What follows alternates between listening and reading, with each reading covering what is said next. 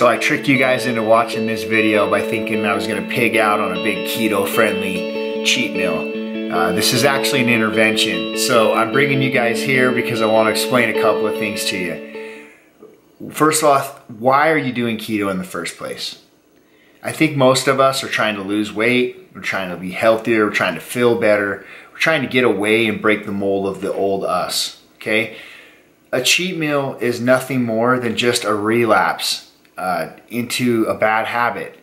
And the more you look forward to it, the more you relish it, the more you spend Monday, Tuesday, Wednesday, Thursday, Friday planning, contemplating, and dreaming about your cheat meal. Do you really think that's a healthy obsession with food? Is that a healthy habit? Is that a healthy method to not only get out of that rut, but also move on? You know, it's a sensitive subject because a lot of people take that stuff to heart, but you know, I've watched enough videos and learned enough with my own body to know that there's no biological or physiological benefit to a single cheat meal. They talk about refeeds. So a refeed is a caloric surplus. You know, when you're dieting in a deficit, you take in a high surplus of calories. It tells your body everything's okay. It resets the hormones, the metabolic hormones increase. You start leaning up even faster. I've seen 4 or 5 videos from sources that I feel are absolutely legit, top notch, and all of them say the same thing. A refeed minimum takes 3 to 5 days. So 3 to 5 days of caloric surplus. Not one meal where you just smash a pizza and ice cream and binge. All that stuff, don't use science to justify your cheat meal. Your cheat meal is an emotional thing, and as hard as this is for anyone to hear, you know deep down inside it's not good for you to overeat and just let it rip like that. We diet so we can feel better. We diet so we can break old habits. We diet so we can have a new life. And the reason I like keto is because I don't feel like it is a diet. It's actually a lifestyle. It's just a way of eating, a way of living. You'll feel better, you know, anyways.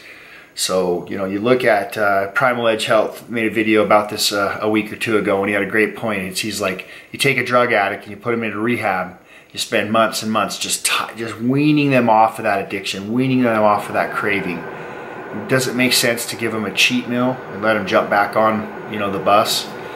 It seems like the most detrimental, counterintuitive thing you could ever do to somebody that's overcome an addiction. And if you guys don't think addiction to sugar and food is real, you're smoking rocks. Bottom line, you become absolutely addicted to sugar. There's a stimulus. Jason Whitrock talked about the reward center.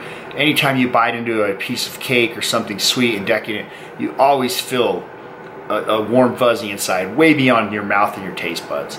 So to break that habit, to break that pattern, to get away from eating bad, do you really think it's smart to give your body a taste of that right as it's coming out of that addiction, right as it's overcoming it, adjusting and adapting?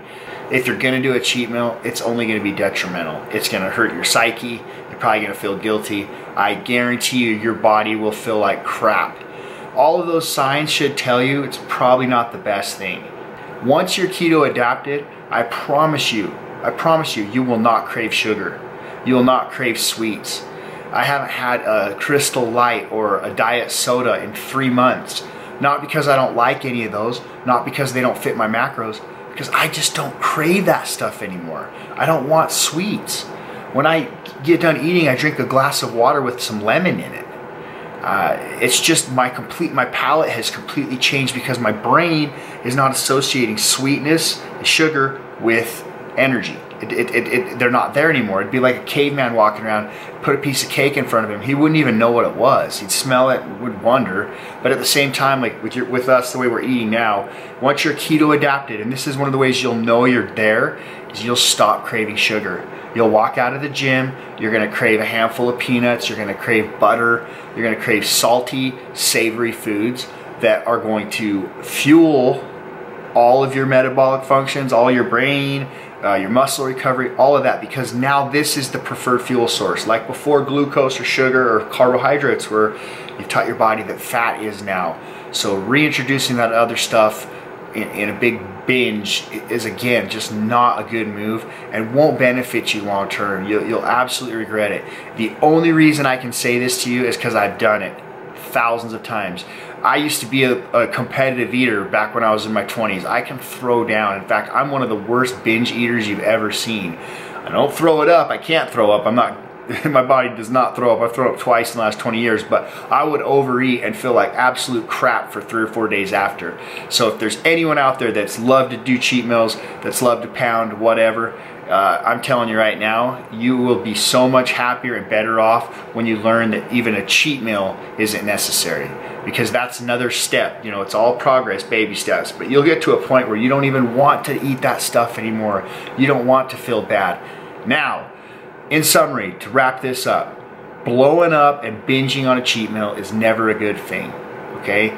Once you're keto adapted, once your weight loss goals are where you're at, if you're seeing great progress, is it going to mess you up to have a hamburger and fries one night? Absolutely not. I'm not talking about just a happy meal with the family, but keep your portions, keep everything in moderation. You've got to learn to control that urge. There's no justification to just open the hatch and let it rip. We're not doing this to be tied down or to be antisocial or weird.